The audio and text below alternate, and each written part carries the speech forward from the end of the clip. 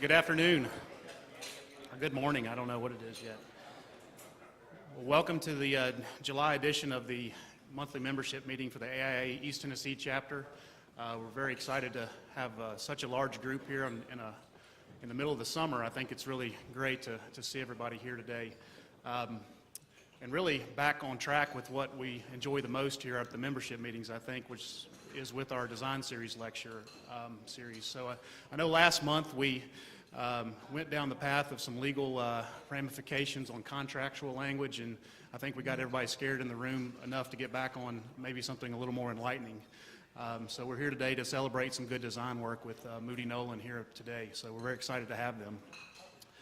Starting out, as we typically do, we want to recognize our sponsors in the room.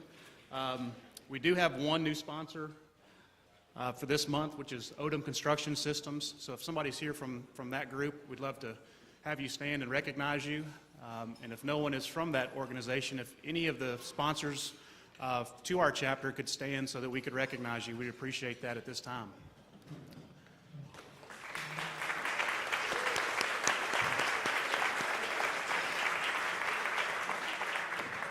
Thank you guys very much. And just one note on our sponsorships. We've been very successful this year. We're still moving forward with our sponsorship for the golf tournament, and I'll touch on that in a little bit. But for those that are willing and able sponsors, we hope that you can participate on that level as well.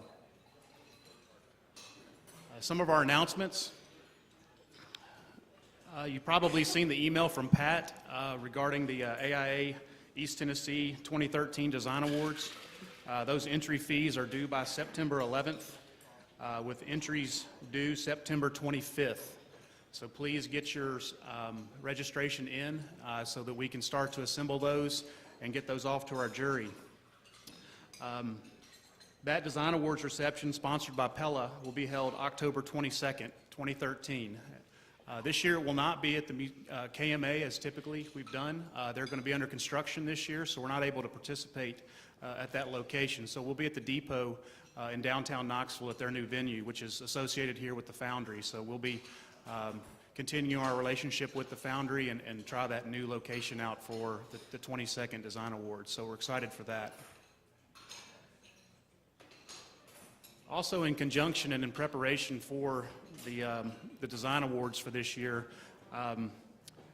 one of the suggestions from the board last year and from our jury chair, Kelly Hedden, from our last year's president, he wanted to put together award submission workshop. He learned quite a bit about some of our submissions from the jury last year. We did have a debriefing on that earlier this year, and our next step is to have a award submission workshops. That's going to be held August 1st at the Downtown Design Studio. That event is free. However, please RSVP with Pat. That way we'll know how much food and drink to purchase for that event. And that event is sponsored by Todd Hartman of the Larimer Shannon Group. They're out of Atlanta, so we're really happy to have them part of our group here. Also, one of the things that happened this past month, I guess you guys probably have seen some of the things on Facebook about the treehouse at UTK, the Botanical Gardens. That reception was held last week. We have Gene Burr here today, who's going to go over the jury comments and announce those winners if you don't already know. So Gene, please come up and we'll discuss that.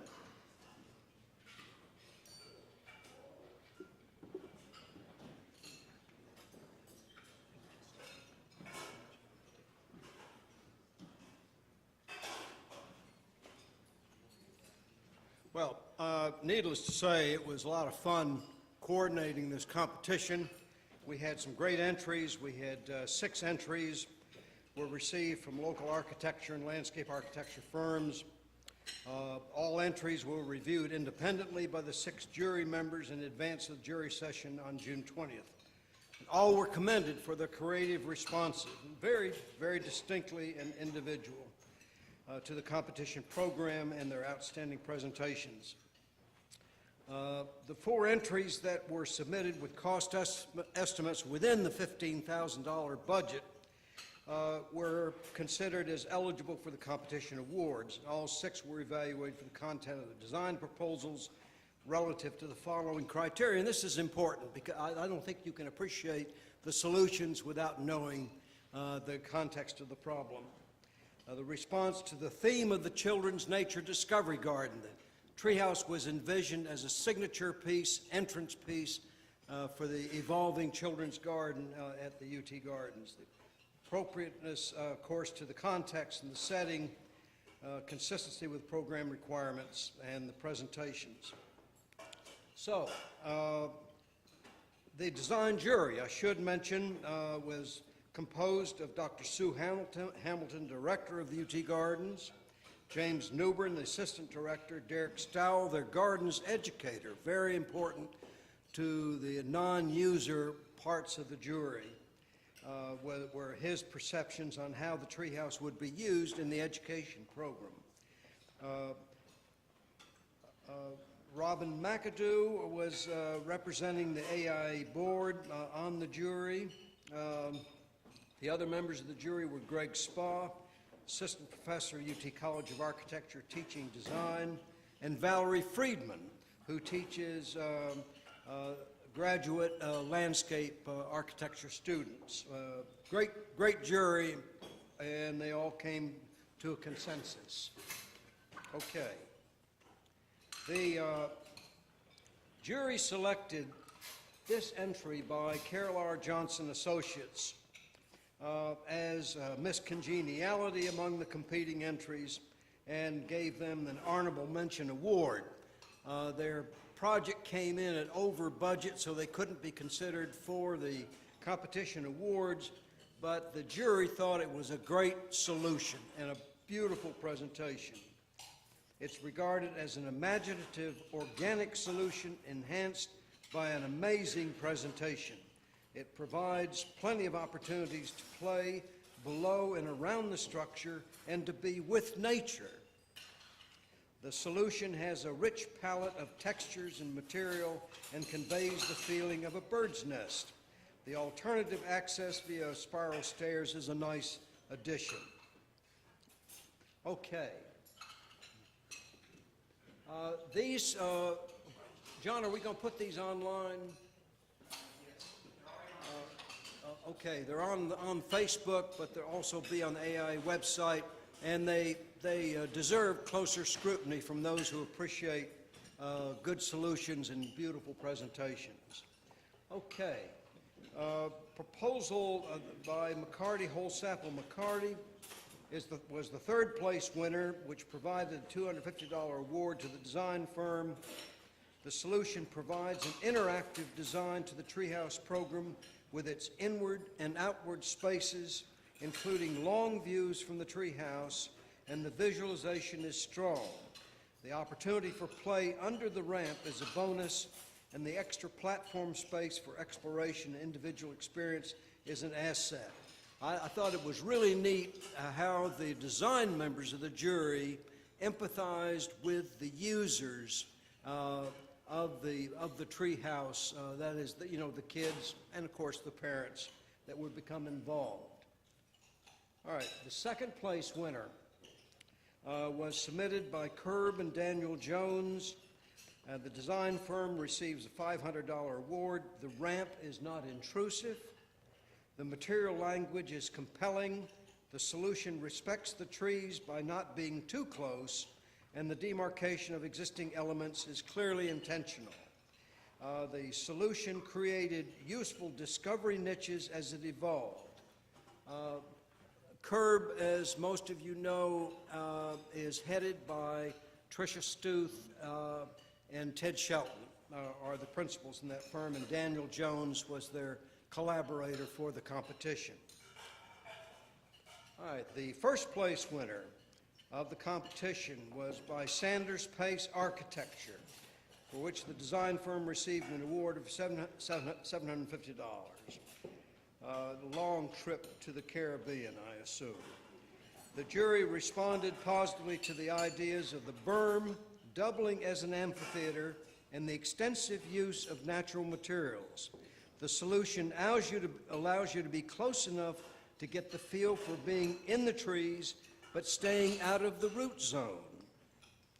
The design provides a strong symbolic representation of East Tennessee terrain and is both a place to enjoy the surroundings and a special place to experience in itself as well.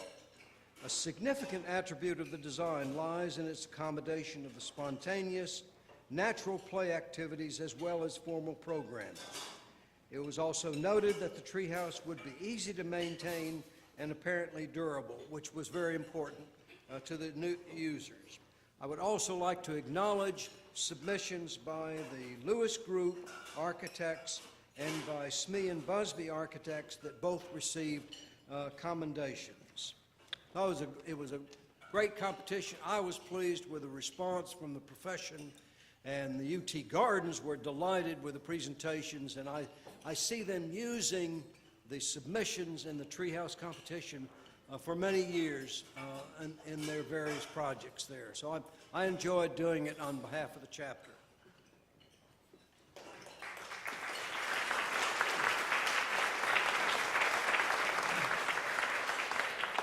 And I wanted to recognize the teams that actually worked on those projects. So if you're here and was one of the winners, if you guys could stand, and even anybody that submitted, please stand. I think it's important that we know who was here that worked on those projects.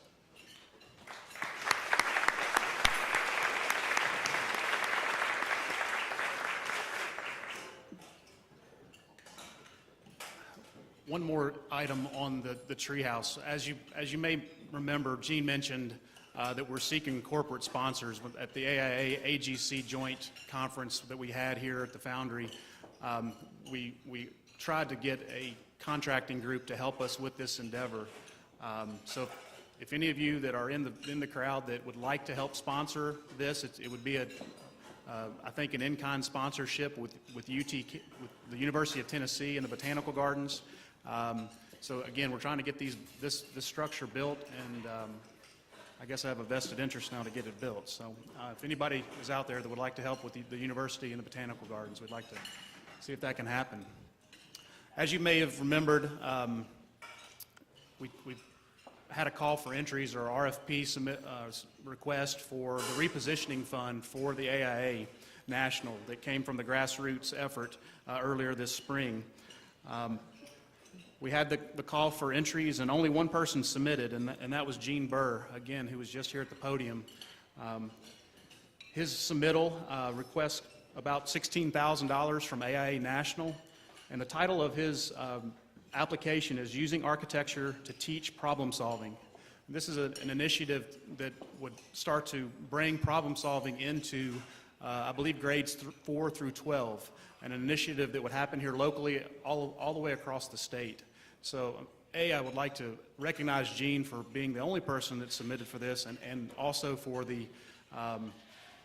really the hard work that he's put in to get education and architecture to start to become one. So, again, if we could recognize Gene Burr for that help. Your MVP for the month.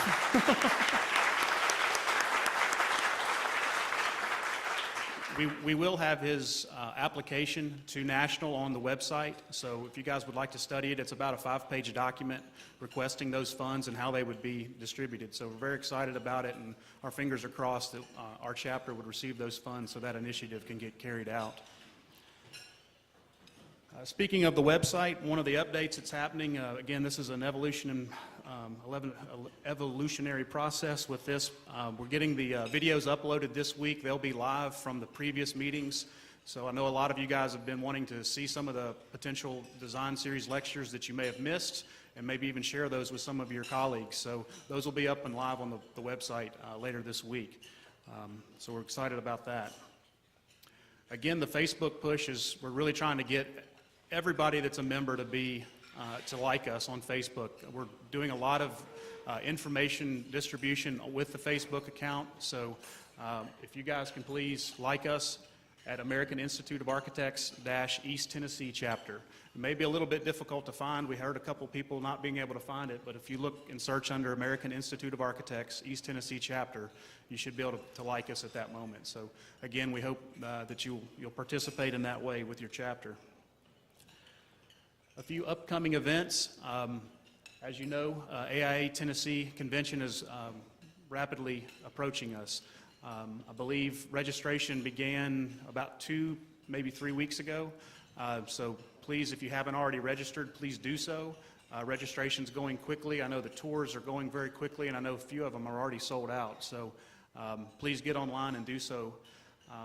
B. Thompson with the AA State Board is here. She's also with Moody Nolan, the focus speaker today. She's going to come up and speak just a little bit about the convention, tell us a little bit about some of the passion that we all have at this local level and the state level, and hopefully get a few more of you guys registered to attend. So thank you, B, for coming up.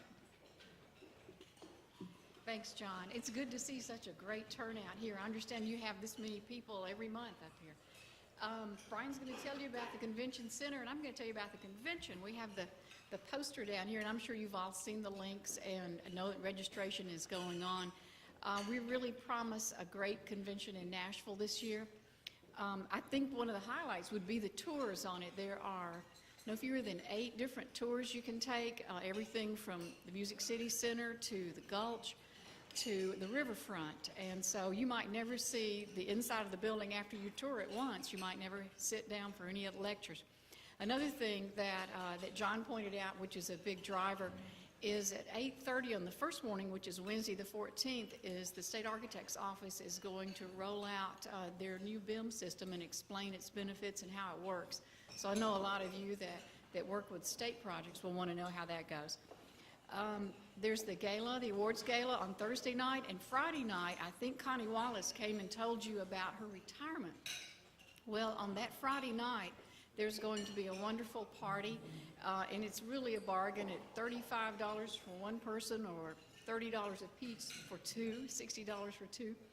But that will be there at the convention center, and it's like, I don't know if to call it a roast exactly or what it is, but it's to send Connie off with a great farewell for all her years with the AIA. So if you do come, please make plans to stay for Friday night for that big party.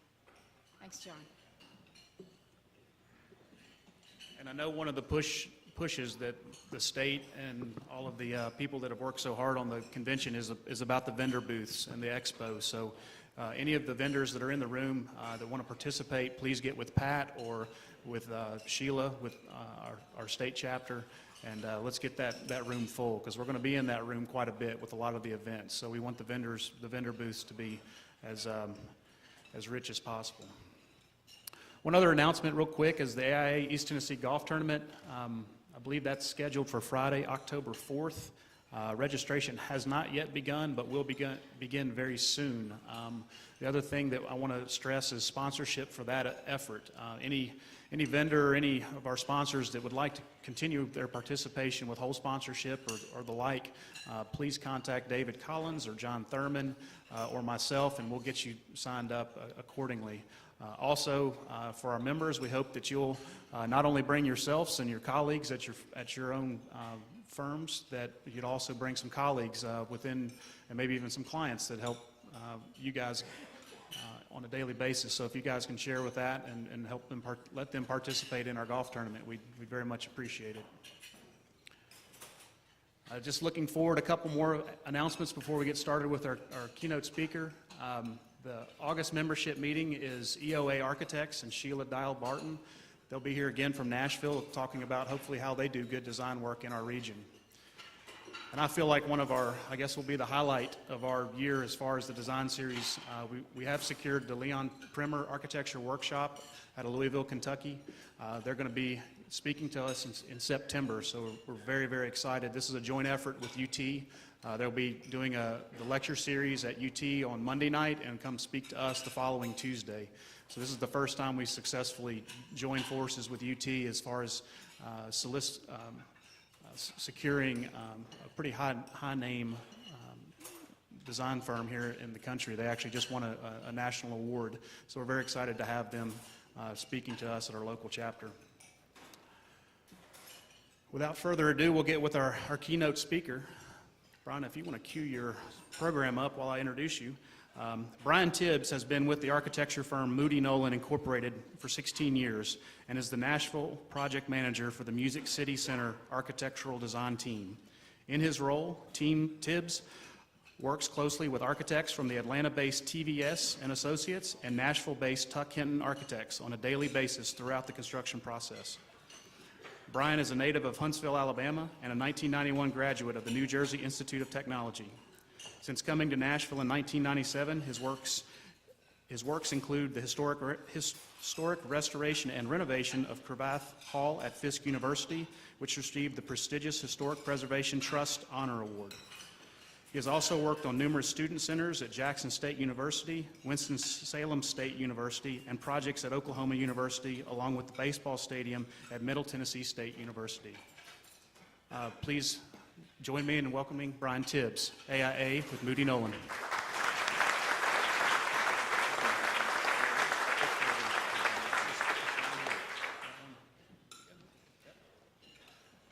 Thank you very much, John. On my way over here to Knoxville, I just realized how much time I used to spend in Knoxville. When I first came to Moody Nolan, I wanted to be a sports architect, and Moody Nolan is known for their sports architecture, and they were working on which is now LP Field, where the Tennessee Titans play. And I was excited. I was going to get to work on the stadium. B. Thompson, who she had hired me, and I was excited to kind of start my career off in that. About 2 weeks into it, they told me, no, you're going to be working on the new McGee Tyson Airport. So from then on, I didn't touch the stadium. I spent the whole time coming back here, and Laura Marshall is here, who was one of the first persons I worked with when I started architecture. So it was good seeing Laura and John Hawkinsmith, who I don't see here, but they kind of trained me when I first got around. So it's kind of exciting to be back and exciting to take that I-40 route. Well, this is a very exciting project for everybody in Nashville. We've been talking about this for several years. This picture right here is actually the design team, which was, as John pointed out, it was 3 different firms. TVS out of Atlanta, and they do, I think they actually worked on your convention center here. They do convention centers all across the world. And Tuck Hinton Architects, which is, I'm sure, very familiar to everybody here as well. They do a lot of work, obviously, all over, but particularly in Nashville. And so it's a lot of how we were going to join together and a lot of discussions about the early part of it. So I really invite you all to come to the convention, because myself, Steve Tuck with Tuck Hinton, and Rob Svedberg with TVS, we're going to have a roundtable discussion, and we're going to talk a lot about early design challenges and how we meshed together, how we dealt with solutions, things with, like, right in the middle of the project, the mayor came back and said, we want you to take $30 million out of the project.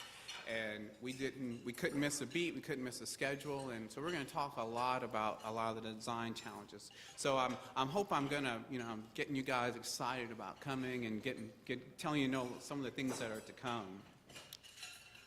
So one thing that you will hear a lot about is, obviously, we're Music City, and we're all types of music. So when we looked at this, we didn't want to be so literal, and we wanted to really be able to capture it. So instead of, we looked at a lot of different ideas, and when we did studies of musical instruments, we really started to look at what we would consider the architecture of the actual music experience and the music instruments in that experience. So a lot of our discussions were inside the building. We wanted to make people get the feeling they were inside of a musical instrument and how we could pull that off. Because one great thing about our mayor is he really challenged us to not just have a big box. What could we do differently so that this would, there was a lot of political things going on during the time, so he really wanted to make sure this was a significant project. And this is a $500 million project. This is the largest project Nashville has ever done. So we really had his support, and we were able to actually push the envelope a lot, and we had the support of the whole team to make sure it was pulled off.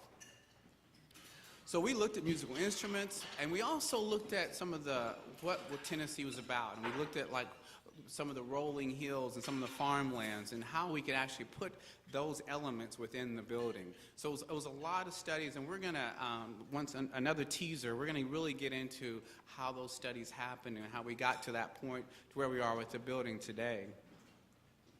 So we talk about this site, which we ended up with a fabulous site for this project, actually. It was 3 blocks.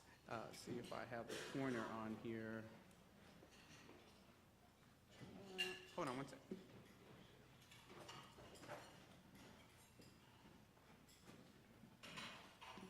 Okay, so we actually ended up with a really, really fabulous site for the project. This is our arena where the Nashville Predators play, and this right down here is further is a little bit where actually Broadway is, where the main activity happens with what's going on in the nightlife in Nashville.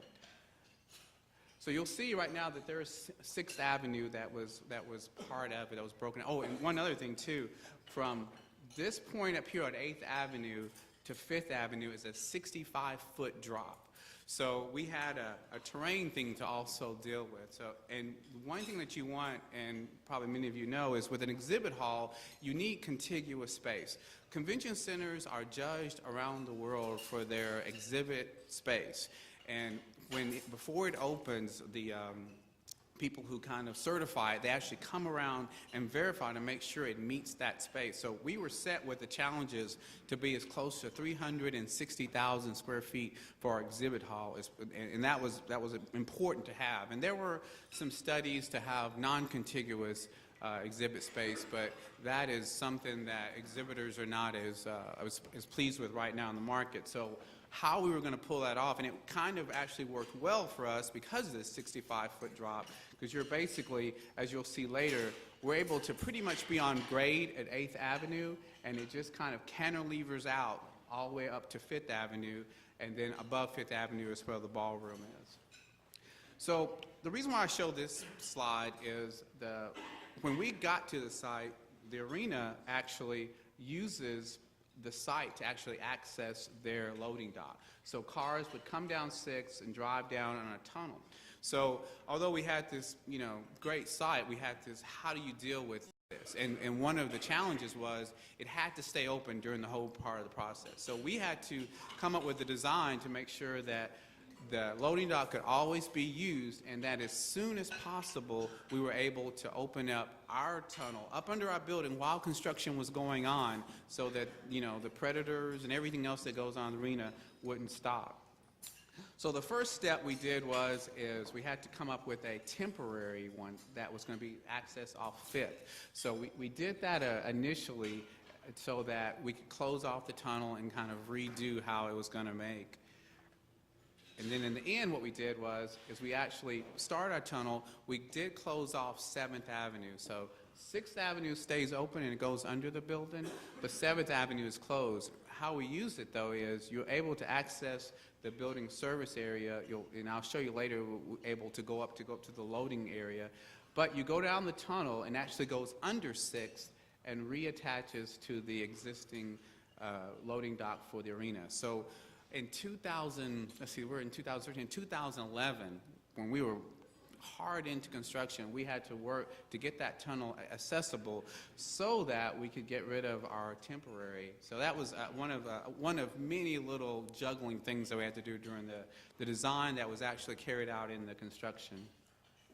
So I did want to show some of the concepts, because we went through a lot of different ideas, and these are some of the early sketches of it. It was when we would meet in places where we used to meet in Nashville. This is going to be another little teaser, and everybody would come to our meetings. I mean, the mayor would show up. I mean, it would be just like everybody would want to see what we were doing. It was a lot of attention to us, and we realized we'd spend our time together presenting, and we weren't able to make any headway. So we had to all kind of pick up and go to Atlanta just so we wouldn't get visitors to drop in. So these are some of the early sketches. This is the actual sketches of the exhibit hall. Exhibit hall was 360,000 square feet, and how you judge, just kind of the rule of thumb of how many loading docks you need is for every 360,000 square feet of exhibit space, you need 10,000. You divide that by 10,000 to get your number of actual loading bays. So we started off with 36 bays because of that. We ended up with about 32 bays, but that's kind of a rule of thumb what we did for it. So how that works, because you're actually able to drive semis up there and be able to get in and out. This exhibit hall can actually have 4 Boeing 747s that is in there. That's just how large of a space this is. But how to deal with that? And we're talking little sketches. I know from my, when I was working on it, we were like, we're dealing at this scale. And so to see this scale, to go to the scale that you have now was something really to get used to, how you're dealing with scale and proportion and, little lines are like broad statements here. So it was really a really great process, a lot of work and a lot of back and forth with all the design team, just to kind of hash out what really works at this scale.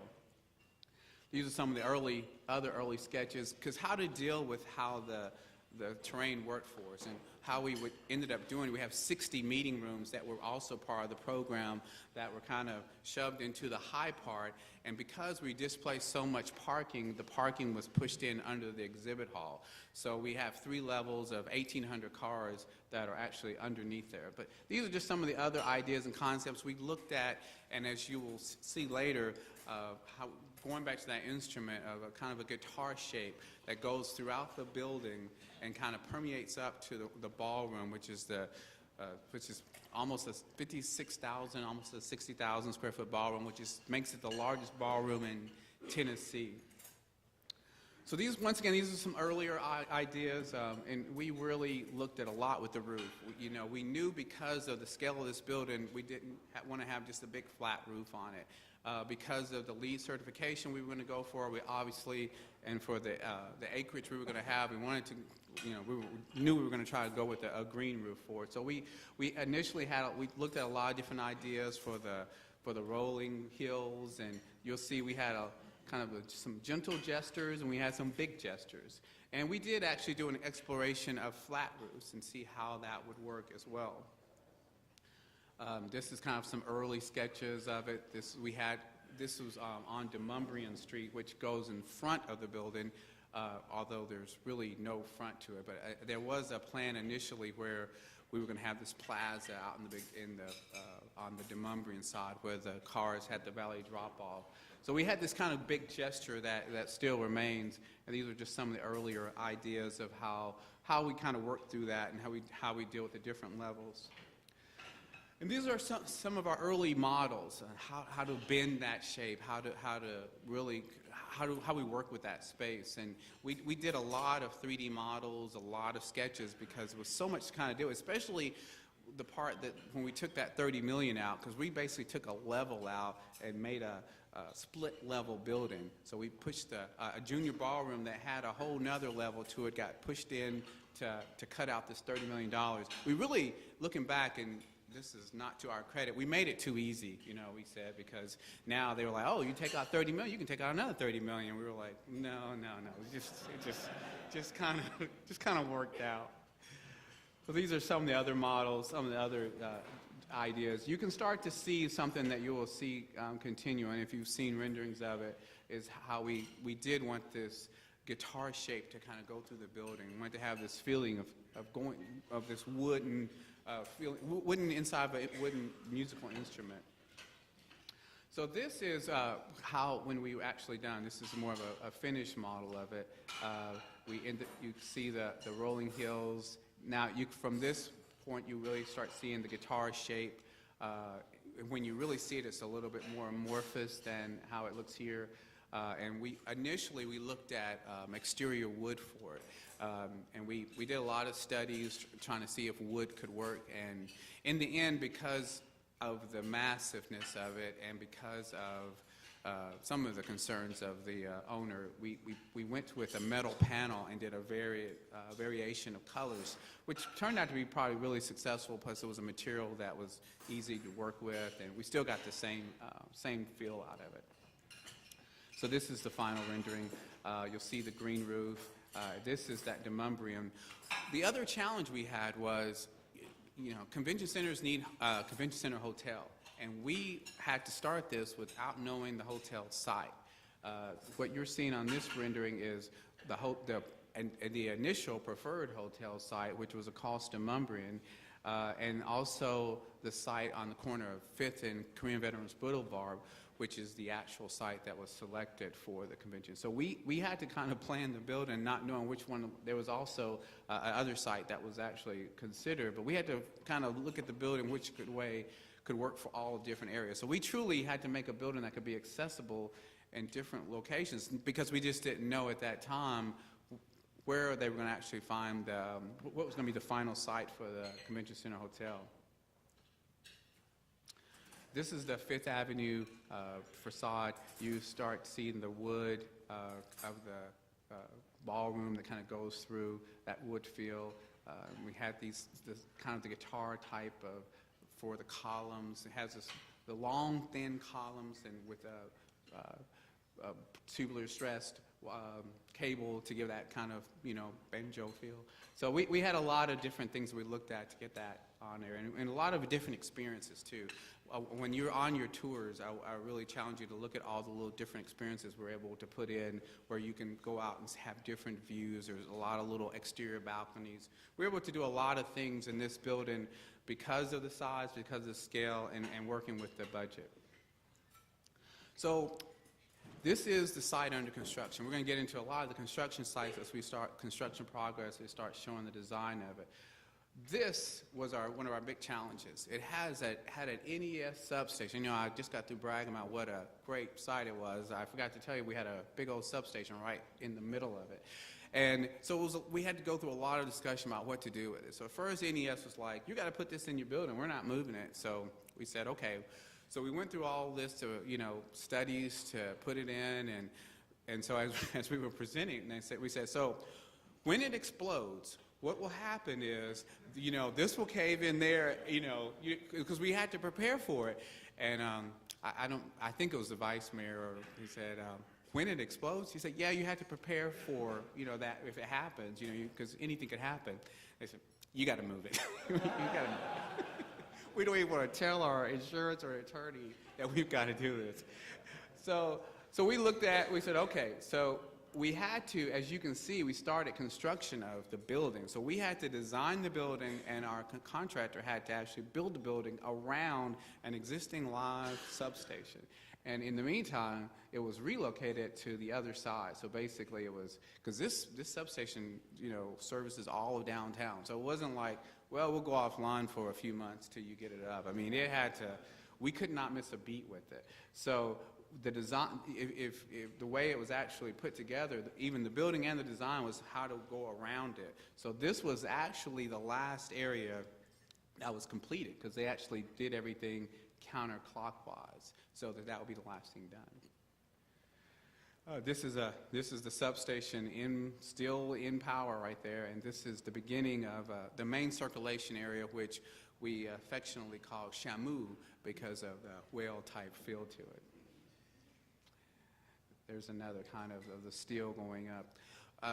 One other thing I want to bring up too, that Ross Bryan was our structural engineer, and they're actually in Nashville, but they do structures with TVS and other people a lot here in Knoxville that you probably all are aware of, but all across the world as well. So we were able to bring real local experience right here to this project, and Don Yarbrough and Kurt Boyd, who's here, they were able to, we throw out these challenges to them, like for instance, we have these curved walls for the area that was going to be the ballroom. And they, and then I don't know if any of you know Don, but, first, no, we can't do it, we can't do it. And then he goes back, okay, this is how we're going to do it. So we loved it. And we actually ended up with a kind of a segmented structure. And the authorities like, no, you got to make these walls straight. And in the end, the contractor said, well, it's going to be the same cost to make it, segmented. So we were able to get the same feel for it, and Kurt is actually going to be available afterward, too, if you have some structural specific questions that may go over my head, he'll be able to help with. So this is kind of in construction. I mean, we had, was a lot going on. They actually had to work 7 days a week on this project to get it done on time. You see, this is actually a view of that temporary loading area. Probably one of the best pictures that I couldn't find was the elephants, because Ringling Brothers circus came every year during this whole thing, so it was part of a big deal to get the pictures of the elephant going down. So yeah, we have some elephant pictures going down there. There's another shot of it. So I told you about this junior ballroom. Now these beams are, let's see if I don't have the big one of it anymore. What we had to do was because it had to be clear span, you know, it's still a 14,000 square foot ballroom. If we didn't do the 60,000 square foot grand ballroom, this ballroom would still be like in the top 5 in the state. So it was still, you know, this is a big area.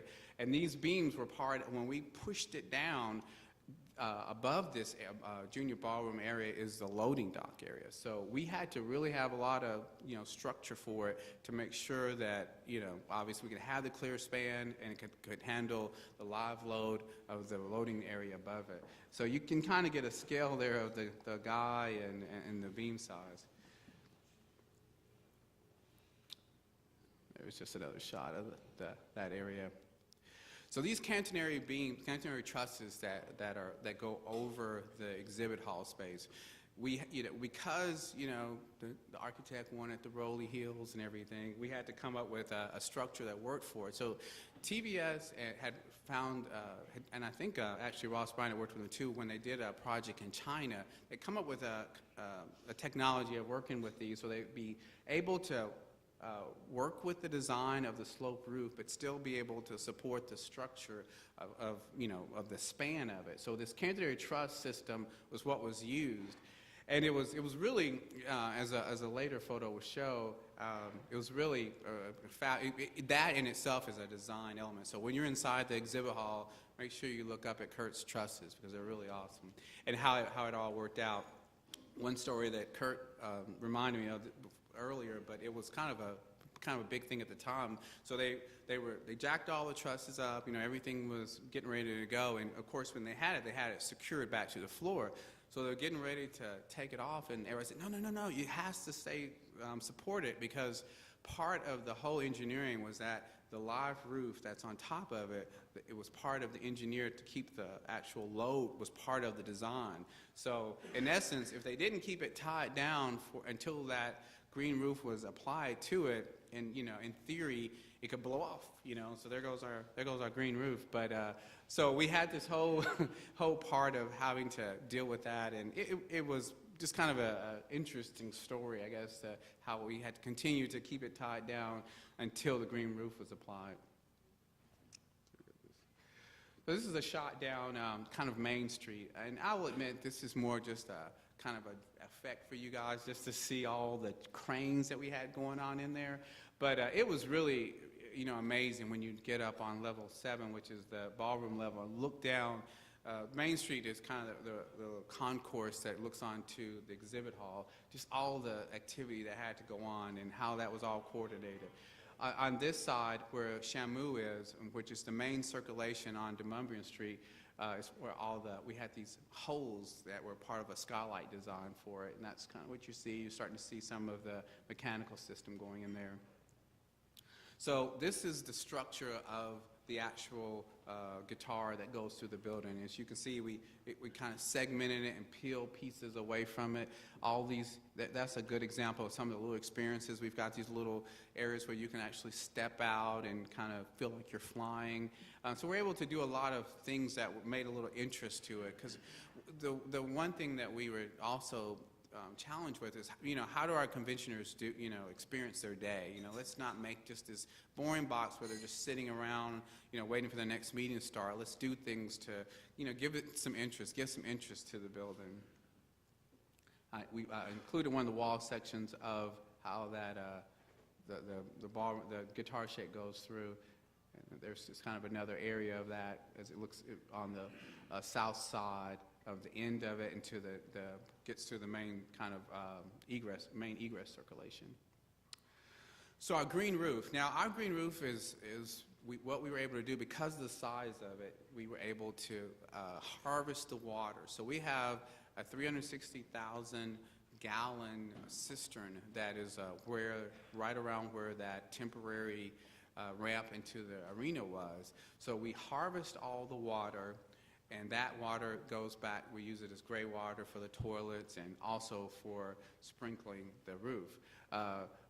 Because there was a lot of media attention throughout the whole process of being design and construction, particularly construction, and both great and both not so great. They'd always, if there was a story to be out there, they would look for it. But so this is actually from one of those stories, and it kind of just shows how the whole process worked. You would, just educating people on, well, what if we drink it? What if somebody comes in your place and drinks it? So we had to deal with a lot of educating on it, but it was good. I think this project was able to, it's going to help a lot of projects down the road about, sustainable features and how it makes the building just a much better place. They've actually hired a sustainable director at the convention center now that monitors energy, water consumption, so they'll actually even be able to give reports back on how well it's working. And that's the cistern before it was covered up. And this is Demonbreun. There's the Country Music Hall of Fame, and the arena's back there. This is the top of the ballroom. This is the roof, the highest roof. We designed it specifically so that they could put solar panels, photovoltaic panels up here. You get 240 kilowatts, and they were actually able to work that where it actually does go back and helps with the energy of the building. So that's another kind of internal cost savings for the energy that they're able to put into the building. So the carpet. There's two big things with this building. The carpet, that was a big deal with it, and the floor boxes. Now, floor boxes are on the convention center, and we don't take pictures of floor boxes, as you all know. There's nothing pretty about it, but we actually did a lot of design around these floor boxes. There was a lot of thought went into it because they are actually how conventioners are actually use that space, and it has to work well. And those floor boxes are actually custom designed. So you would think we were designing a big giant floor box, not a convention center, but a lot of our decisions on how we based off the utilidors and how you're able to access underneath the exhibit hall was based squarely on how those floor boxes worked. The other big thing was the carpet. Obviously, we had to have a special carpet for the whole experience for this, and these were custom designed by TVS carpet for the building. Still using that music theme, this is actually a music wave that they studied. I used to know the song, but I don't know exactly the song they had for it, but they actually did different studies of what it would be like. So when you're standing on level 7, look down, this is the carpet that you see that it goes inside of the exhibit hall. This is actually the ballroom carpet. And you'll see, when you're there, you'll see different versions of different waves and for all the carpet throughout the building. National songwriters, there was a lot of people, a lot of spaces that could be utilized for different things in the building. They never had a home, and we had a great place to make a home. So this is right off of the valet parking here. This is a real interactive computer system that people can go up and touch for the Songwriters Hall of Fame. There's also a Walk of Fame right outside it as well. The artwork, although the building itself is art, and we really don't need it to help our building out, but because of the city did make a commitment that they would have a percentage of the budget to go back to public art, and because there are some great spaces for art that we were able to get some really, really great pieces. So if the building doesn't overwhelm you enough, you can take a look at the artwork as well. But this is the main circulation that actually is right across the street from the Convention Center Hotel on 5th Avenue. This is a hanging ball bearings. This picture is like the best picture of it. This is one of those, as you're going up these escalators, you can really experience it. This one really is actually my favorite, so that's why it made the cut. And this is, you're inside of Shamu here, so this is looking back out onto Demonbreun Street. That looks back into the convention center, into the exhibit hall. And way down there is 6th Avenue. So when people are coming in from when they're coming in from the valet or the parking spaces below, if they're coming in off the street at Demonbreun, or below here further, or they're coming off from coming off from Broadway area, you'll all end up in this area, in this, this voluminous area that is the main circulation. So you can go up to the meeting rooms, you can hit the exhibit, and as where I'm standing right here, this is the ballroom. So it kind of all happens right here. We were able to really get a great space out of it too. So even when we were, the grand opening ended up attracting 15,000 people from Nashville. They just opened it up for everybody just to come to it. And when you were in this space, and I'm sure B, you agree, you never felt cluttered. You didn't feel like all these people were there. And I think that was really worked out to be really successful, so that when a lot of conventioners and different conventioners are in this building, it'll feel real open. So it was one of the things I was really worked out well, that we're able to keep this incorporated into the design. This is on the concourse, kind of that main street. These are the vitrines. Everywhere we thought of artistic ways and sculptural ways. These are actually some of the supply areas, and we kept some of those open with different colors to do, kind of interesting things as you go down that area. Way down on that side is 8th Avenue, so you're actually on grade back there. So this is Kurt's favorite photo of showing the catenary structure, catenary trusses. But this is like I was saying earlier, this is almost a 360,000 square foot exhibit hall that can be divided up into 4 different areas. Exhibit hall D is where there's a couple extra columns there for where the ballroom sits above it. But we were able to have a good clear span throughout the rest of it. It's really, you walk into it and it's just you can't believe it's such a big space.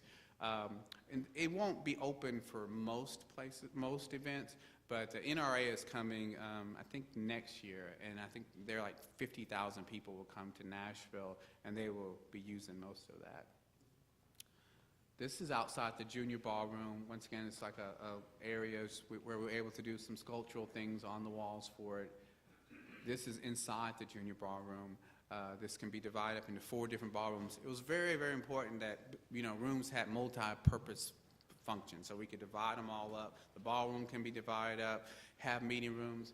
This room will probably end up getting most of the use during the year, because for colleges, universities, nonprofits, everybody, this is a great size. This is bigger than most hotel ballrooms. One of the more frequented ballrooms in Nashville is about 9,000 to 10,000 square feet. So this is the Davidson Ballroom, which they anticipate getting a lot of use and a lot of over time. Not just people, conventioners coming in, but locals using it. Once again, kind of you see the carpet. This is outside the ballroom, the grand ballroom. So another area we were able to do something kind of special where you can set up. You can see the supply vents blow out. And this is inside the ballroom, which is a spectacular place. And the acoustics are wonderful.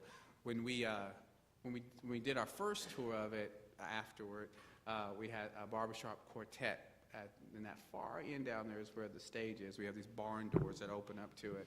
And, when you walked into it with very little mics, amplification, it was just incredible sound to it. You felt like when you were here, they were right in front of you. So we were able to really do a good job with that. And then on the grand opening day, the Nashville Symphony played.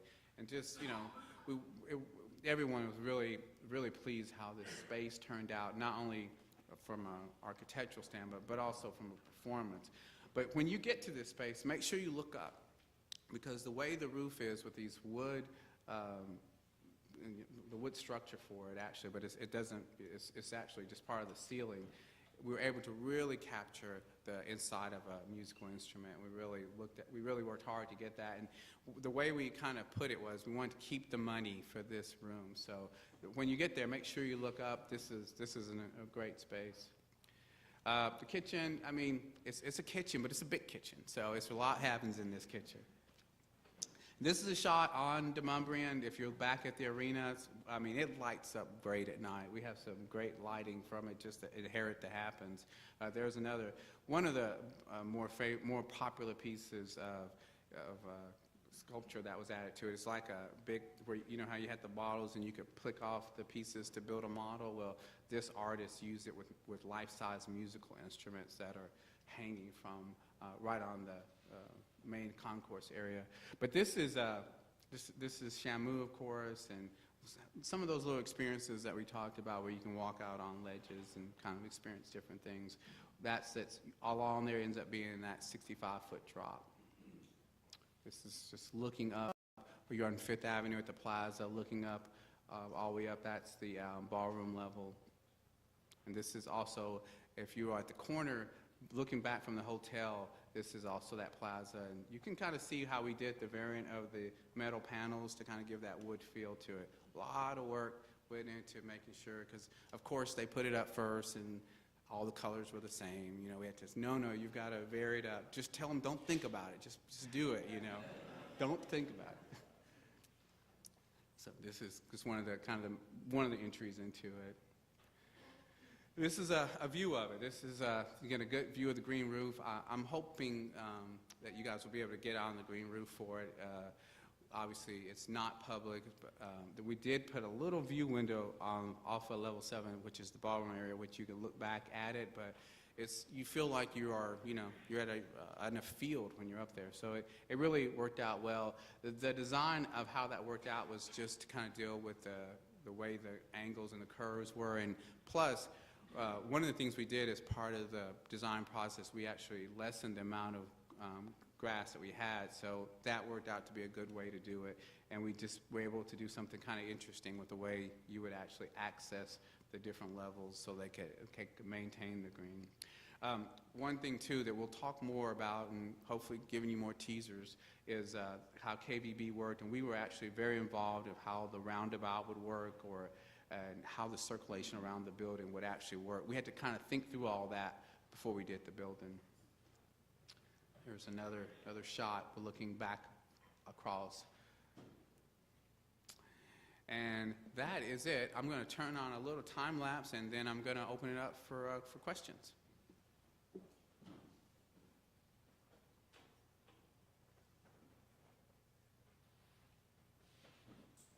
I'm going to open it for questions while this is going, because this is just a time lapse during the thing, so. Because this takes 4 minutes, so if anybody wants to throw something at me, I hope you guys are just, you know, can't wait to get to the building now. I can tell you're captivated by this, but it is pretty amazing to see how the building came up. What you don't see here is how the flood came right in the first few, you know, months of it, and although our site was not flooded because the Cumberland crest over, it was flooded because of the NOAA rain we had during the time, so we had to, you know, pump it out, and they were able to kind of deal with it pretty quickly, but it did give us just one little extra challenge to it. I will tell you one thing, there was a lot of people, there was one group of people said, we should put the substation underground, the substation be underground, that way you can have a park above it. About 2 weeks later, the flood came, and there went the idea of putting a substation underground.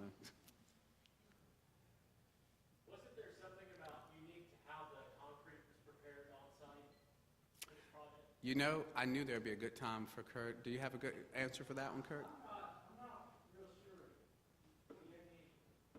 I was told that when they dug, they brought in some type of machine that they were actually able to use material that they were pulling out of site in making concrete for the foundation.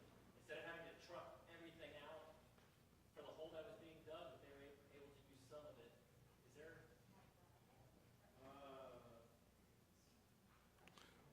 Well, our structural engineer doesn't quite remember that, but but that does not mean it didn't happen.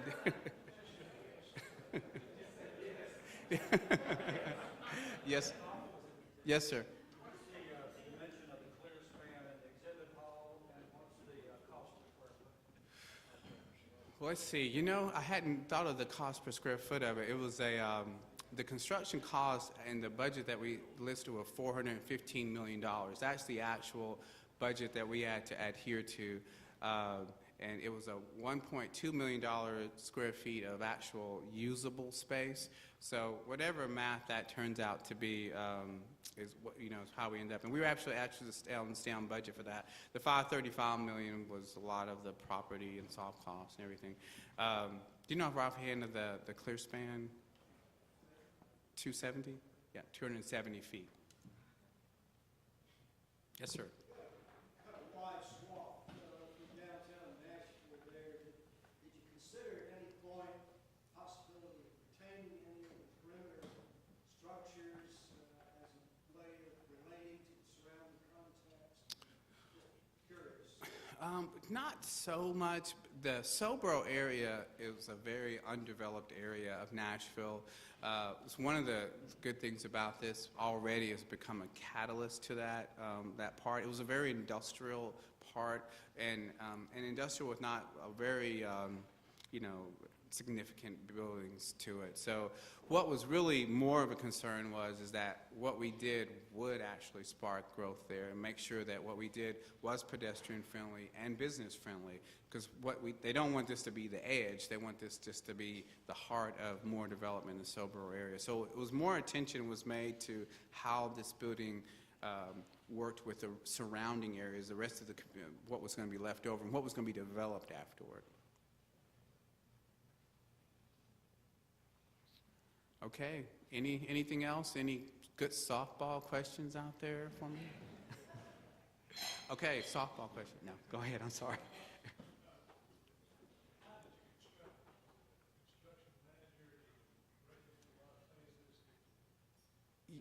How it was constructed was the question, and Clark Construction, which is a large national construction, they've done a lot of convention centers, even for TVS, and Bell Construction, Ray Bell Construction out of Nashville, they joined up to be the CM for it, and they were actually hired selected before we were on it. So the whole process of how, like when I talked about the substation, for instance, of how it was going to be phased in it, they actually, were part of our process to how we were going to design it. So it wasn't phased like we do this phase and we stop and do this phase, but it was how it was designed and how it was constructed worked together, especially considering the substation, considering how we dipped the loading area into the Bridgestone Arena. All these kind of site challenges that was kind of affected not only how they did the construction and how they scheduled it, but also how we actually designed it too.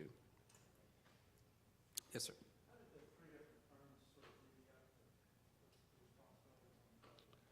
Well, luckily, it was such a big building that it was easy to slice up a lot of pieces for it.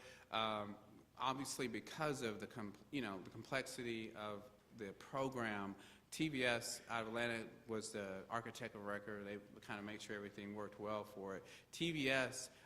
Tuck Hinton had the south elevation and the parking garage that they were responsible for. So the elevation of the loading area. And I'm telling you these specifics, but then I'll get to one more part of it.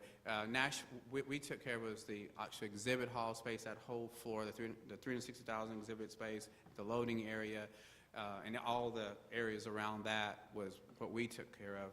But what was awesome, and we're going to talk more about that, one more teaser for our panel discussion, is we were able to really bond together throughout everything, for all the design decisions, through all the meetings. I mean, because we were meeting on this before when we were meeting with the mayors, and people would come in wanting we'd help sell it.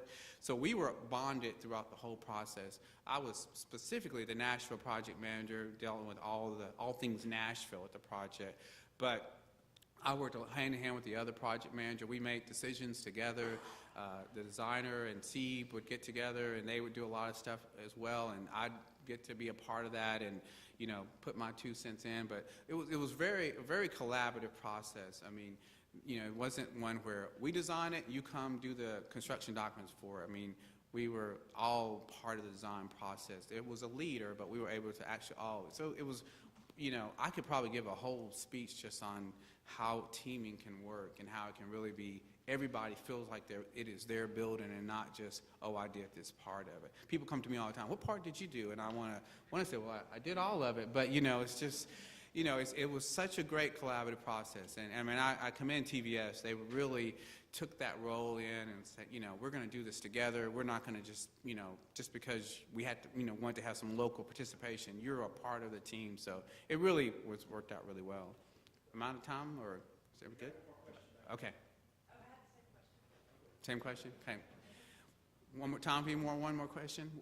All right. Well, look, I appreciate you guys coming. I look forward to seeing all your smiley faces and softball questions again for the national convention coming up. I mean, the state convention coming up. I believe you're going to really, really enjoy the building. It worked out to be spectacular. You also will enjoy the tour of the Country Music Hall of Fame edition, which is fabulous, as well as the Convention Center Hotel. So the whole campus is going to be it's going to be a great thing that's kind of working with the convention. So thank you very much.